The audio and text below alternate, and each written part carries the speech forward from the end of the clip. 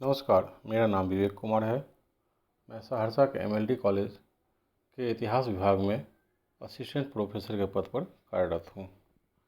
आज की इस ई लर्निंग कक्षा में आप सबों का स्वागत है।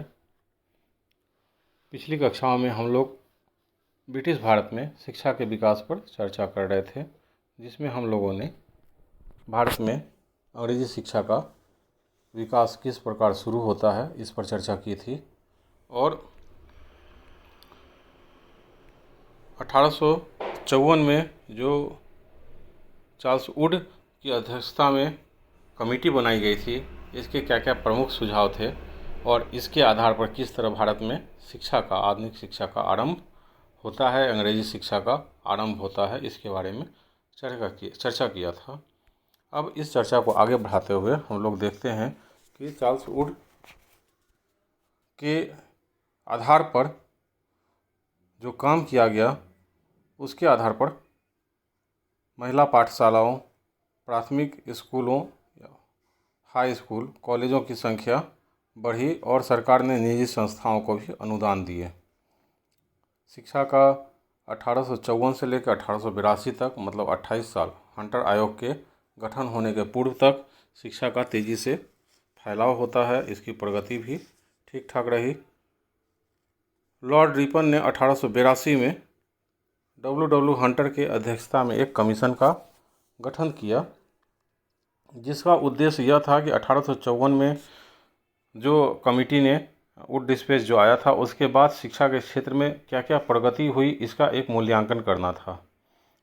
इस कमेटी में कुछ भारतीय लोगों को भी शामिल किया गया था। 20 मेंबर थे, जिसमें से 8 लोग भारतीय थे।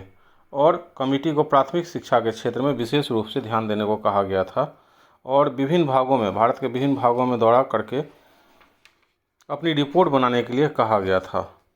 तो कमेटी ने भारतीय स्तर पर, ब्रिटिश भारत के स्तर पर विभिन्न शिक्षण संस्थाओं का मुआयना किया और उसके आधार पर अपनी रिपोर्ट तैयार की। इसके आधार पर इन्होंने कहा, जो रिपोर्ट सरकार को दी उसमें इन्होंने चर्चा की कि हायर एजुकेशन से सरकार को धीरे धीरे नियंत्रक की भूमिका से हटना चाहिए। मतलब सरकार जो उसे चला रही थी उस भूमिका से हटना चाहिए और उसकी जगह सरकार को वित्तीय सहायता और अनुदान वगैरह देने तक सीमित रहना चाहिए। मतलब सरकार अब उसको चलाने का भार विश्वविद्यालय को सौंप दे और अनुदान देना, वित्तीय मामलों को देखना, ये सारा कार्य, नीति निर्माण करना, ये सारा कार्य सरकार करे। मतलब सीमित स्तर पर हायर एजुकेशन को स्वायत्तता देने की बात कह रही थी। इसके अलावा कॉलेज में पाठ्यक्रम में भी बदलाव की बात कही गई। ऐच्छिक पाठ्यक्रमों की संख्या को बढ़ाने की बात कही गई। सरकारी और गैर सरकारी स्कूलों में नैतिक शिक्षा की व्यवस्था करने की बात कही गई। नैतिक शिक्षा के फैलाव की बात की गई। फीस और छात्रवृत्ति संबंधी नियम भी बनाए जाने पर चर्चा की गई कि सरकार एक फीस और छात्रवृत्ति संबंधी नियम, स्पष्ट नियम बनाने चाहिए और सभी विद्यालयों को उसका पालन करना चाहिए। स्कूल में पुस्तकालय और इंफ्रास्ट्रक्चर, फर्नीचर वगैरह की व्यवस्था करनी होगी। सरकार को कहा गया कि स्कूलों में पुस्तकालय और फर्नीचरों की व्यवस्था करनी चाहिए, विशेष ध्यान देना चाहिए। इन्होंने प्राथमिक शिक्षा पर इनका विशेष फोकस था। समिति को कहा भी गया था कि ये प्राथमिक शिक्षा पर विशेष रूप से ध्यान दे और बताए कि प्राथमिक शिक्षा के सुधार में क्या क्या आवश्यकता है। तो इन्होंने प्राथमिक शिक्षा के विकास पर अपना विशेष फोकस किया। और इस कमेटी ने भी कहा कि प्राथमिक शिक्षा जो स्थानीय भाषा और उपयोगी विषयों की होनी चाहिए। इसका नियंत्रण पहले से ही जो अलग से विभाग बनाया गया था, जिला और नगर स्तर पर जो बोर्ड बनाया गया था, उसको सौंपने की बात कही गई। और यह भी कहा गया कि अगर आवश्यकता हो, स्थानीय स्तर पर शिक्षा के विकास के लिए धन की आवश्यकता हो, तो स्थानीय स्तर पर इसके लिए उपकर लगाए जाने की व्यवस्था भी की जा सकती है और उस उपकर का प्रयोग जो है उसी क्षेत्र के शिक्षा के विकास के लिए किया जाना चाहिए। महिला शिक्षा और निजी प्रयासों दोनों को बढ़ाने की बात कही गई। दोनों के क्षेत्र में पर्याप्त प्रगति नहीं हुई थी, तो महिला शिक्षा और शिक्षा के क्षेत्र में निजी प्रयासों को भी सरकार के द्वारा कहा गया कि वो इसको अपने समर्थन से बढ़ावा दे। तो हंटर आयोग ने स्कूली शिक्षा के क्षेत्र में अधिक सिफारिश की थी, स्कूली शिक्षा पर अधिक ध्यान दिया था। उन्होंने यूनिवर्सिटी पर, विश्वविद्यालय पर सरकार के नियंत्रण को कम करने का बात कहा था, और उसके अलावा अधिकांश सिफारिशें स्कूली स्तर पर स्कूली शिक्षा से जुड़ी हुई थी, जैसे फीस, छात्रवृत्ति, स्कूल का इंफ्रास्ट्रक्चर को बढ़ाना, आधारभूत संरचना को बढ़ाना, पुस्तकालय की संख्या को बढ़ाने की बात कही गई थी। स्कूल में शिक्षकों के प्रशिक्षण और स्कूल के ऊपर स्कूलों में नियंत्रण के लिए नियम कानून बनाने और देखरेख के लिए जिला और नगर स्तर पर डिस्ट्रिक्ट बोर्ड बनाने की बात कही थी। शिक्षा के क्षेत्र में संसाधन, वित्तीय संसाधन की आवश्यकता पड़ने पर स्थानीय संस्थाओं को स्थानीय स्तर पर उपकर लगाने की बात भी की थी, ताकि शिक्षा का विकास हो सके। शिक्षा का विकास लगातार फैलता जा रहा था, लगातार नए नए स्कूल कॉलेज बन रहे थे, लेकिन सरकार जो थी वो उनका ध्यान जन सामान्य शिक्षा पर नहीं था, बल्कि उच्च मध्यम वर्ग, जमींदार और कुलीन वर्ग को शिक्षित करने में ज़्यादा लगा रहा। जनसाधारण की शिक्षा के प्रति सरकार अभी भी उदासीन थी। पहले भी एक बार चर्चा कर चुके हैं फिल्ट्रेशन थ्योरी। उसके तहत सरकार की सोच यह थी कि अगर हम ऊपरी स्तर पर लोगों को शिक्षित करते हैं तो उनके द्वारा छन छन कर शिक्षा का प्रवाह नीचे की ओर होगा और नीचे के लोग शिक्षित होते जाएंगे। दूसरा कारण यह भी था कि सरकार के संसाधन सीमित थे, और सरकार अगर जनसाधारण के ऊपर शिक्षा के ऊपर खर्च करती तो उसके राजस्व का अधिक हिस्सा, अधिक पैसा उसे खर्च करना पड़ता, जो उसके किसी मतलब का नहीं था। उसका मूल उद्देश्य यही था, वह जन कल्याण के लिए नहीं, बल्कि उनका अपना उद्देश्य था। वो एक बिचौलिया वर्ग तैयार करना चाहती थी, इसलिए उसने उच्च वर्ग, जमींदारों और कुलीन वर्गों को अपना लक्षित वर्ग बनाया था और उनके शिक्षा प्रचार प्रसार पर ज़्यादा ध्यान दे रही थी। कांग्रेस की स्थापना के बाद धीरे धीरे देखते हैं कि भारत में राजनीतिक रुझान भी लोगों में बढ़ने लगा, राजनीतिक जागृति भी आने लगी। पहले राष्ट्रवाद का उदय क्लास में भी हम लोग चर्चा कर चुके हैं कि किस प्रकार भारत में राष्ट्रवादी भावनाओं का प्रचार प्रसार होता है, और अखिल भारतीय संगठन के रूप में कांग्रेस का जन्म होता है। कांग्रेस अपने जन्म के साथ लगातार विकास कर रही है और भारत में लोगों के अंदर भी राजनीतिक चेतना का विकास होता जा रहा था। तो ये उच्च शिक्षण संस्थाएं राष्ट्रवाद की भावना से ओतप्रोत थी, और राष्ट्रवादी भावनाएं, खासकर बंगाल के क्षेत्र में राष्ट्रवादी भावनाओं का केंद्र जो था वो विश्वविद्यालय बन चुका था। इसी समय लॉर्ड कर्जन वायसराय बनकर आया था और उसने शिक्षा के क्षेत्र में आमूल परिवर्तन लाने की सोची।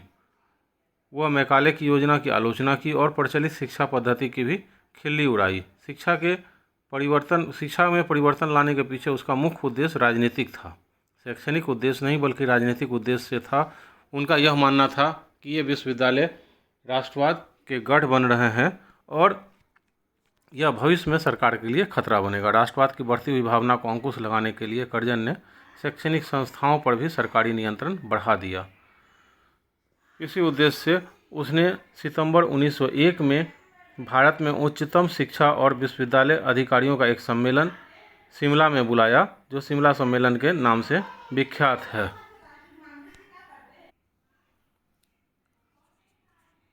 इस सम्मेलन में, शिमला में जो सम्मेलन बुलाया गया, इस सम्मेलन में उच्च शिक्षा पर सरकारी नियंत्रण बढ़ाने के उपायों पर चर्चा की गई, जिसका तत्कालीन समाचार पत्रों और बुद्धिजीवियों ने कड़ा विरोध किया। लेकिन कर्जन अपनी नीति पर अडिग था और उसने एक यूनिवर्सिटी कमीशन की नियुक्ति की, जिसके अध्यक्ष थे थॉमस रेले। 1902 में अपनी रिपोर्ट दी, जिसमें उसने कहा कि उच्च शिक्षा से संबंधित कॉलेज को आसानी से मान्यता नहीं देने, विश्वविद्यालयों में सरकारी प्रतिनिधित्व को बढ़ाने तथा सरकारी नियंत्रण को मजबूत करने की बात कही गई। मतलब कि रेले ने यह कहा कि सरकार को विश्वविद्यालय के ऊपर कड़ा नियंत्रण स्थापित करना चाहिए और विभिन्न कॉलेज जो राष्ट्रवाद के गढ़ हैं बनते जा रहे हैं, या जिस कॉलेज से जिस विश्वविद्यालय से राष्ट्रवादी भावनाओं का प्रचार प्रसार हो रहा है, उसकी मान्यता को रद्द कर दें। सरकार सीनेट में अपनी संख्या को, अपने सरकारी सदस्यों की संख्या को बढ़ाएं और उसके वित्तीय मामलों, अनुशासनात्मक मामलों पर सरकार की कड़ी पकड़ हो। इसी रेले कमीशन के सुझाव के आधार पर 1904 में भारतीय विश्वविद्यालय अधिनियम लाया गया और इस अधिनियम के तहत सरकार ने कहा कि इस अधिनियम के तहत सरकार ने विश्वविद्यालयों के संरचना में परिवर्तन किया। अब सीनेटों की संख्या जो थी वो निश्चित कर दी गई, कम से कम 50 थी और अधिक से अधिक 100 निश्चित की गई। नए विश्वविद्यालय जो बनाए जाने थे या भविष्य में अगर बननी थी तो उसके लिए कम से कम 40 और अधिक से अधिक 75 सदस्य सीनेट के मेंबर बन सकते थे।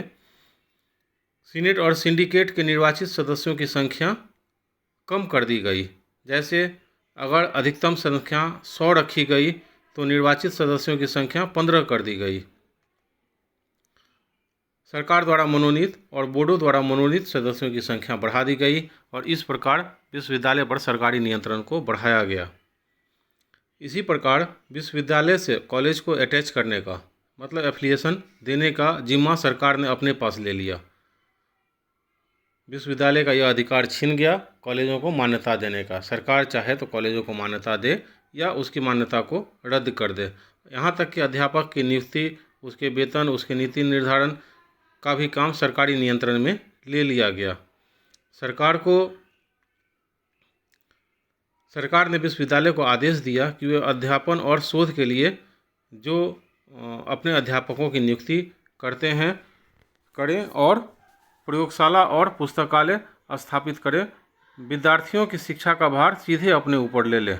मतलब कॉलेजों के ऊपर विश्वविद्यालयों का नियंत्रण बढ़ा दिया गया, कुलपति का नियंत्रण कॉलेज के ऊपर बढ़ा दिया गया और शिक्षा देने का, उसके दैनिक कामों में दखल देने का अधिकार बढ़ गया।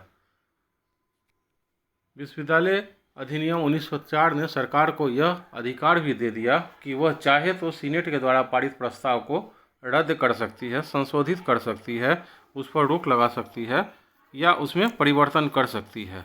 उसके अलावा सीधे सरकार चाहे तो नए नियम भी बना सकती है। मतलब कॉलेज, विश्वविद्यालय के ऊपर सरकार को असीमित अधिकार दे दिए गए।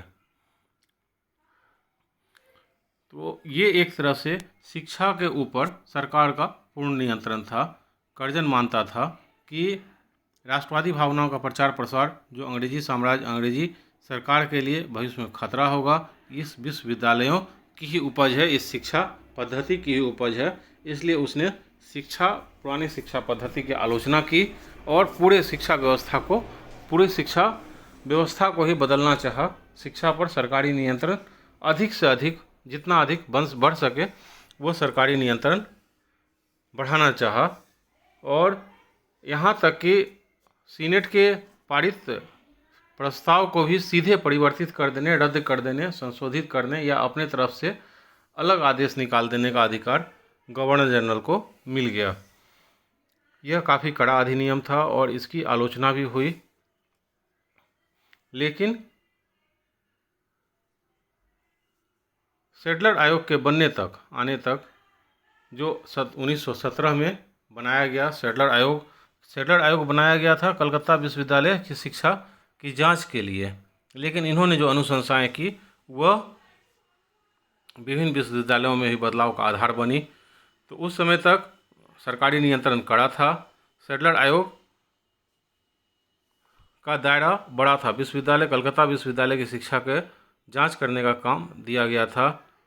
इसका गठन 1917 में किया गया था, लेकिन इसने अपना प्रतिवेदन 1919 में प्रस्तुत किया।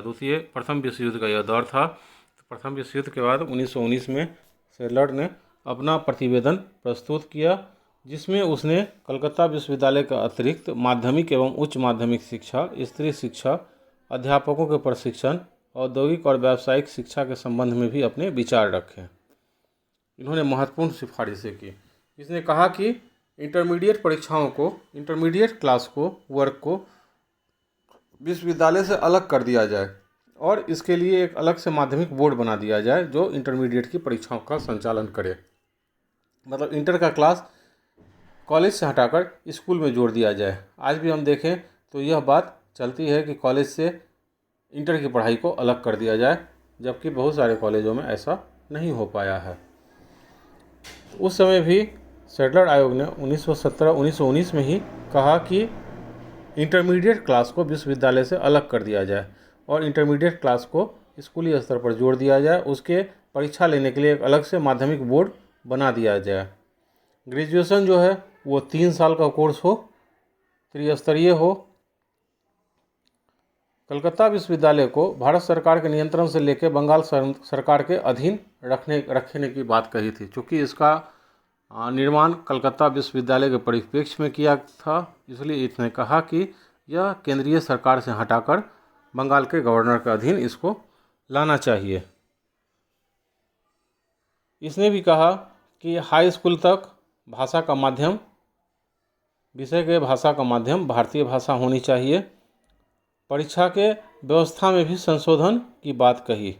इसके अलावा इसने कहा कि विश्वविद्यालयों पर सरकारी नियंत्रण कम किया जाए और विश्वविद्यालय का काम शिक्षण संस्था के रूप में हो, वास्तविक शिक्षण कार्य करने वाले विश्वविद्यालय के रूप में इसका काम हो, न कि सरकारी संगठन के रूप में इसका कार्यभार चलाया जाए।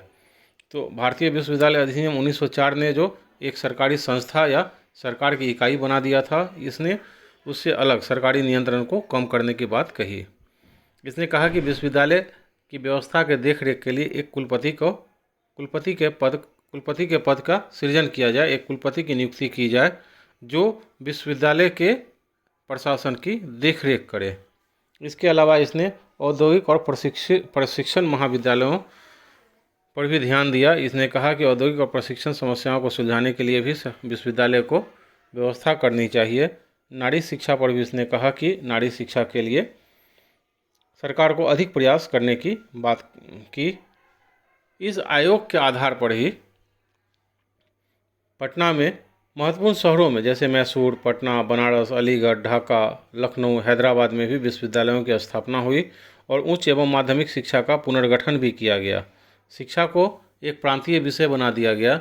1919 का जब अधिनियम आया तो उसमें देखते हैं कि शिक्षा को प्रांतीय विषय में शामिल किया गया और विश्वविद्यालयों के संचालन का जिम्मा प्रांतीय सरकारों ने अपने ऊपर ले लिया। इन्होंने जो अनुशंसा कलकत्ता विश्वविद्यालय के परिप्रेक्ष्य में की, भारत सरकार ने उसे माना और शिक्षा के क्षेत्र में परिवर्तन लाया। इसके बाद फिर हार्टोग कमेटी का निर्माण हुआ 1929 में। 1929 में हार्टोग कमेटी आती है और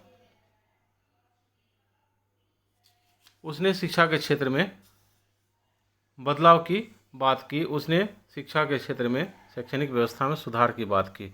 इस बीच में 1919 से लेके 1929 तक एक 10 साल का जो कार्यकाल है, राजनीतिक रूप से भी काफ़ी बदलाव देखने को मिला। विश्व युद्ध की समाप्ति हुई, 1919 का अधिनियम आया, उसके बाद असहयोग आंदोलन जैसे बड़े आंदोलन देश में शुरू हुए और सरकारी स्तर पर भी, राजनीतिक स्तर पर भी काफ़ी परिवर्तन देखने को मिला। तो इन्हीं परिस्थितियों में 1929 में सर फिलिप हार्टोग की अध्यक्षता में एक कमीशन बहाल किया जिसका उद्देश्य था शिक्षा के विकास पर अपना प्रतिवेदन देना। इसके पहले साइमन कमीशन भी भारत आ चुका था, शिक्षा आयोग भी बनाया गया था। 1919 के अधिनियम के बाद प्रत्येक 10 साल पर सरकार अधिनियम लाती थी। तो इस बार सरकार ने अधिनियम लाने से पहले जो व्यवस्थाएं थी, जो विभिन्न अंग थे, उसमें क्या क्या बदलाव ज़रूरी हैं, क्या क्या बदलाव नीति संगत होंगे और किन बदलावों की आवश्यकता है, इसके बारे में देख रेख के लिए विभिन्न कमेटियों का गठन किया था।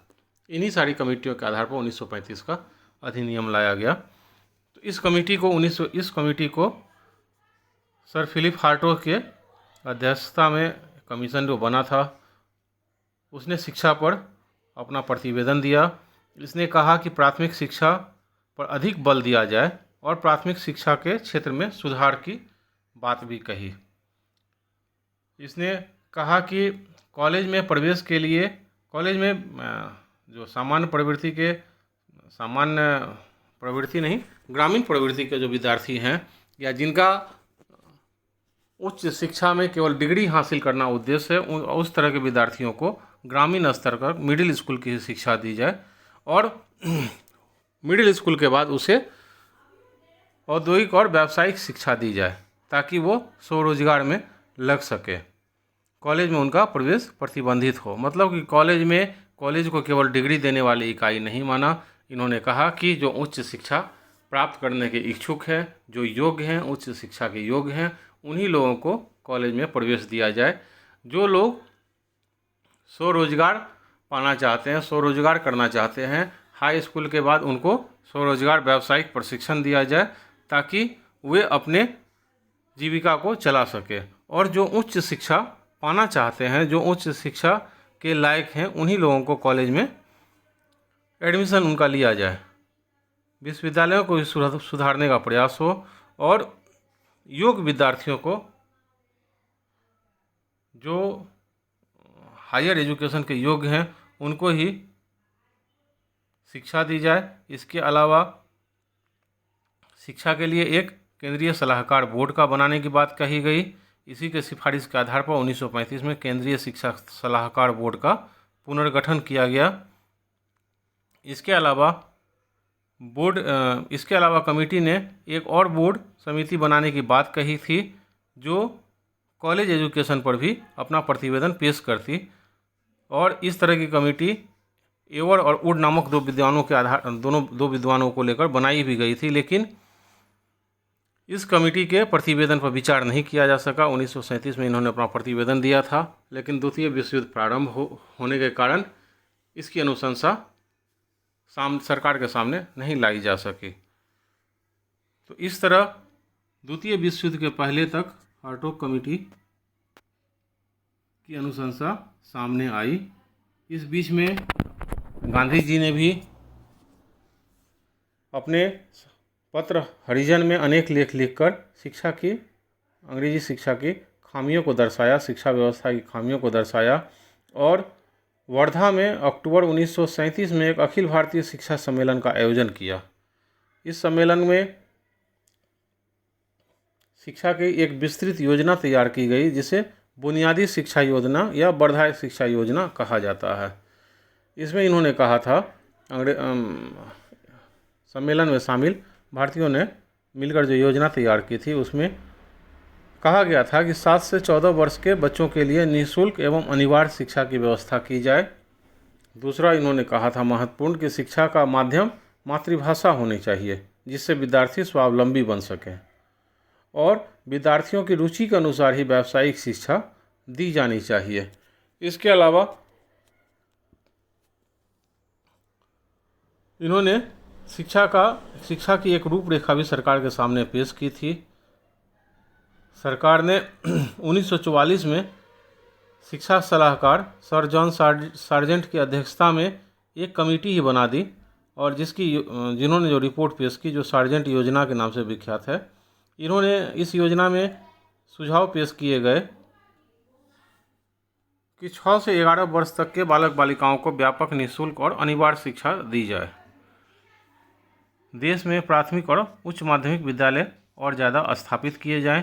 11 से 17 वर्ष तक के उम्र के लिए, मतलब 6 सालों के लिए, 11 से 17 वर्ष के उम्र तक के लिए 6 वर्षों के लिए शिक्षा की व्यवस्था हो, मतलब 6 से 11 तक प्राथमिक शिक्षा और इसके बाद उच्च हाई स्कूल शिक्षा की व्यवस्था की जाए। इंटरमीडिएट क्लास जो है वो हाई स्कूल में हो और स्नातक स्तर पर 3 वर्षों का पाठ्यक्रम हो। जो बात